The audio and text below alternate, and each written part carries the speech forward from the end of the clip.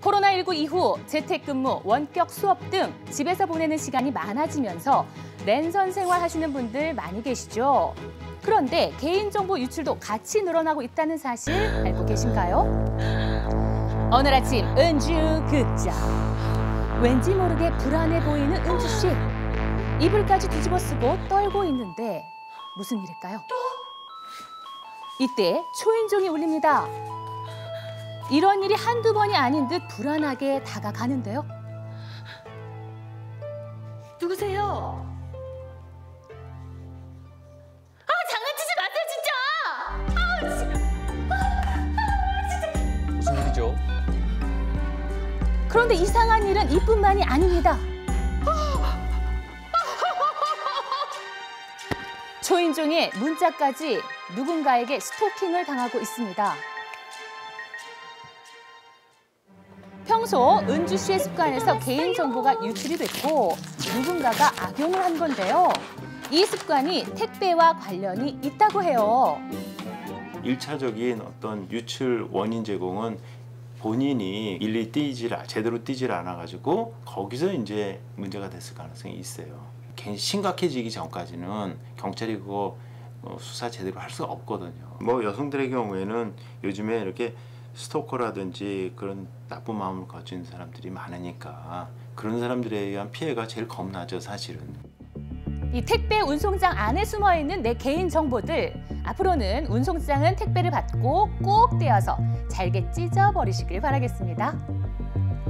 다음은 랜선 생활 이후 해외 직접 구매를 많이 한다는 김희란 씨를 만났는데요. 그러니까 옷 같은 경우는 솔직히 해외에서 구매하는 비율이 더 많아요, 저는. 80% 정도?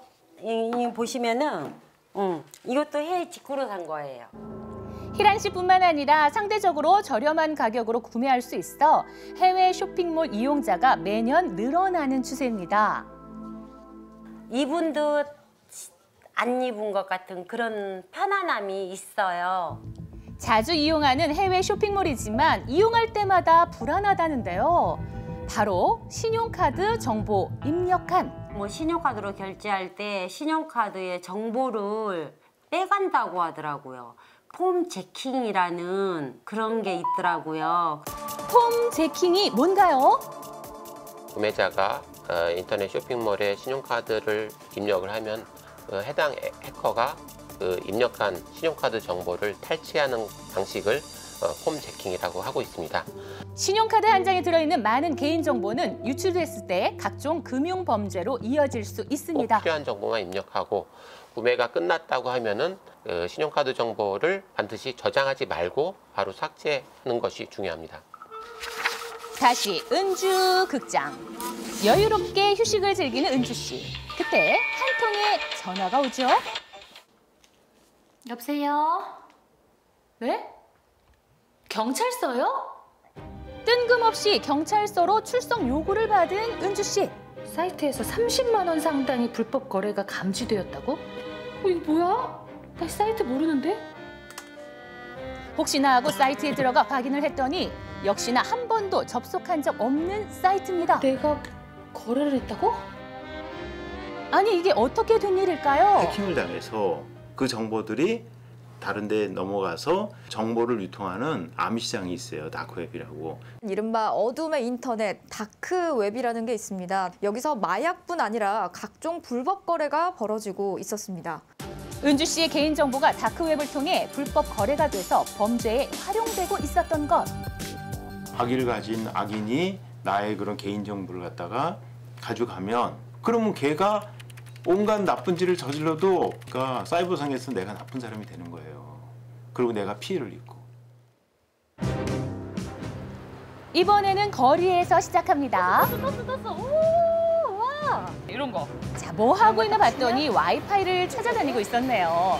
그런데 이 사설 와이파이를 이용할 때 해킹으로 개인정보가 유출될 수 있다는 거 아시나요? 제가 지금 와이파이 연결돼 있고 그거를 제가 보고 있으면 그걸 누가 볼 수 있다고요? 당연히 기분이 나쁠 것 같네요. 꺼리낌스럽지 않나 싶습니다. 뭔가 사생활 침해당하는 느낌이 좀 있을 것 같고 뭔가 내 정보가 빠져나가는 느낌이 클 것 같아서 안 좋을 것 같아요. 그렇다면 정말 이 와이파이를 해킹할 수 있는지 해킹에 바삭하다는 사람들을 찾아갔습니다. 여기 계신 분들이 다 해커? 해커죠.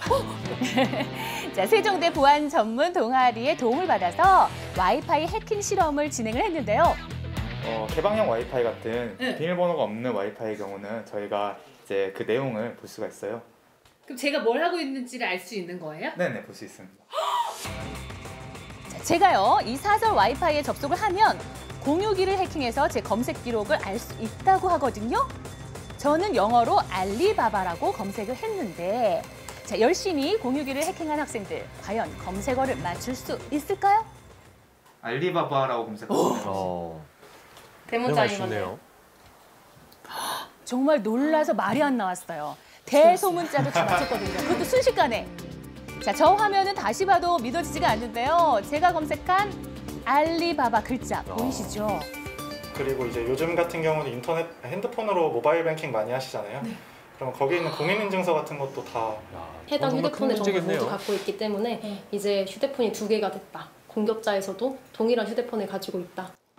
한국인터넷진흥원에서는 랜선 생활에서 개인정보를 지키기 위해 12가지 수칙을 발표를 했는데요. 코로나19로 인해서 온라인 생활이 생활 깊숙이 침투함에 따라서 그 온라인상에서의 그 생활에서의 개인정보를 보호하는 것이 가장 중요하죠. 늘어가는 랜선 생활 속 소중한 내 개인정보 스스로 잘 지켜나가야겠습니다. 네, 신경 써야 될 게 굉장히 많네요. 피해 사례가 굉장히 다양한데 개인정보가 그럼 유출됐을 때는 어떻게 해야 될까요? 일단 뭐 내 정보는 내 스스로 지키는 게 가장 중요하겠지만 내 개인정보가 뭐 유출이 됐다. 아니면 내 개인정보를 악용해서 피해를 봤다. 이런 경우에는요. 국번 없이 118번에서 상담을 받으실 수가 있겠고요. 또 개인정보 침해 신고센터에서 피해 구제도 받으실 수가 있다고 하니까 참고하시기 바랍니다.